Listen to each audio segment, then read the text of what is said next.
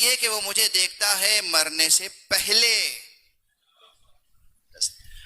واقعا وقت نہیں ہے ورنہ عرض کرتا یہاں ایک بہت بڑی بحث ہے. اگر فرماتے کہ مرنے کے بعد مجھے ضرور دیکھے گا تو فلسفیانہ اور منطقی اساسیں بدل جاتی، بحث بدل جاتی. دوسرا چیپٹر ہوتا کہ بھئی مرنے کے بعد اس کی روح بھی مجرد ہے، عالم مجرد میں وہ بھی ہے، دیکھنے کا کوئی مسئلہ نہیں ہے، کوئی مادی حجاب درمیان میں نہیں ہے. اور فرمانے کتنی بڑی بحث ہے. اگر مولا فرماتے کہ ہر مرنے والا مرنے کے بعد مجھے دیکھے گا، مسئلہ آسان تھا. فرمانے ہر مرنے والا مرنے سے پہلے مجھے دیکھے گا. یعنی اسی عالم اسباب میں انہی مادی حجابات کے باوجود وہ وقت وہ ہوگا کہ وہ مجھے دیکھے گا. من مومن او منافق قبلا، مرنے سے پہلے دیکھے گا، مرنے سے ذرا دیر پہلے دیکھے گا. یہاں زمانی مکانی حجابات کی بحثیں بہت دقت نظر کے ساتھ درمیان میں آئیں گی. دیکھے گا تو کیسے؟ میں نے عرض کیا کہ اب جو ساری دنیا میں ہم سے پوچھا جائے، اب تو ہم میں ایسے پیدا ہو گئے ہیں، ہمارے یہاں ایسے مقصرین پیدا ہو گئے ہیں. اپنے بارے میں کچھ نہیں کہتا، اپنے بارے میں تو میں کہتا ہوں میں قاصر بھی ہوں مقصر بھی. ان کی عظمت کو سمجھنے سے قاصر ہوں، ان کی اطاعت کرنے میں مقصر ہوں.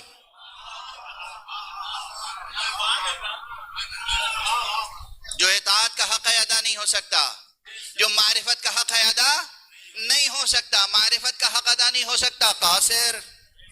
اطاعت کا حق ادا نہیں ہو سکتا، مقصر. اسی میں شرف ہے کہ اپنے کو مقصر اور قاصر مان لو، ورنہ ان کا حق معرفت اور ان کا حق اطاعت کس سے ادا ہوا ہے؟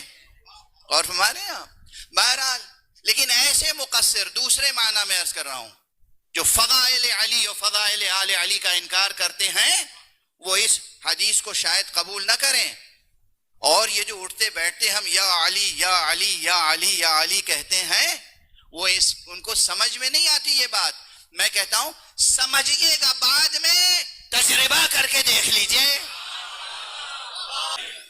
اکثر ایسے بحث کرنے والے، ایسے مناظرہ باز، میں کیا عرض کروں، وہ پوچھتے ہیں کہاں ہے روایت، کیا ہے دلیل. کوئی انسان اپنا تجربہ بیان کر رہا ہے اور آپ اس سے روایت پوچھ رہے ہیں. روایت تو ماضی کی داستان ہوتی ہے، ہم تو اپنے تجربے عرض کرتے ہیں. ہم علی کو پکارتے ہیں اور دست علی کی امداد اور استمداد کو محسوس کرتے ہیں اور ثمرات کو اپنی زندگی میں دیکھتے ہیں. ہم نتائج اور ثمرات کو اپنے سامنے دیکھتے ہیں. پوچھو کراچی کے ماتمیوں سے، پوچھو جب بم بلاسٹ ہوا تھا ان کے اندر طاقت تھی کہ علم کو سنبھال کے رکھیں؟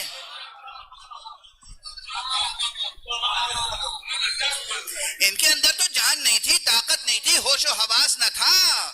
پھر بھی ان کے ہاتھ تھے، مگر ان کے ہاتھ پر کسی کا ہاتھ تھا جو علم سرنگوں نہ ہوا.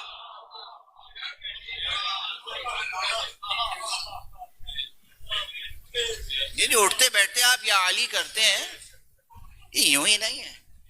بہرحال یہ بحث بہت غور طلب ہے کہ آپ نے اس مشہور حدیث میں یہ نہیں فرمایا کہ مرنے کے بعد مجھے دیکھے گا. مرنے کے بعد کیا ہے؟ عالم مادی سے روح، انسانی روح جدا ہو گئی، اب عالم مجرد ہے. یہ عالم مثالی ہے، عالم مثالی کے احکام الگ ہیں، عالم مجرد کے احکام الگ ہیں، وہاں کے قوانین الگ ہیں، وہاں کے قاعدے الگ ہیں. یہ عالم مادی ہے، یہاں کے قوانین اور قاعدے الگ ہیں، اور یہاں سب سے مضبوط جو حجاب ہے وہ حجاب زمانی و مکانی ہے. فرما رہے نہیں مرنے سے پہلے مجھے دیکھے گا. یہ اعلان کہ مرنے سے پہلے مجھے دیکھے گا یہ وہی کر سکتا ہے کہ جس کو قدرت و طاقت و حق تصرف زمان و مکان پر حاصل ہو.